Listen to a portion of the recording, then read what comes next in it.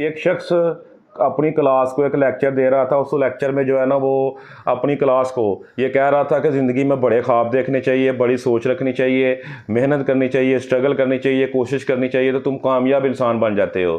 तो एक स्टूडेंट जो है ना वो क्लास में खड़ा होकर पूछता है कि सर आप इतना बड़ा लेक्चर दे रहे हो, आप क्या बनना चाहते हैं?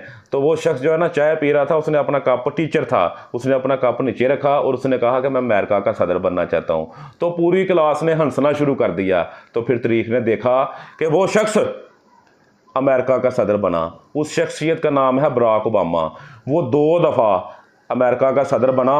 और सोचने वाली बात है कि वो शख्स वो कहता है जब जिस दिन उसने अमेरिकन सदर का हलफ लिया था ना, तो सबसे पहली बात उसने ये की थी कि मुझे वो क्लास की वो हंसी जो तनकीद थी कि ये पागल सा शख्स, ये टीचर क्या बात कर रहा है, अमेरिका का सदर बनेगा। तो कहता है मुझे वो बात खड़ी कर गई और मैं अमेरिका का 2 दफ़ा सदर वो बना। तो जब इंसान के अंदर जुस्तजू और लगन हो ना, तो इंसान अमेरिका का सदर भी बन सकता है। अस्सलाम वालेकुम।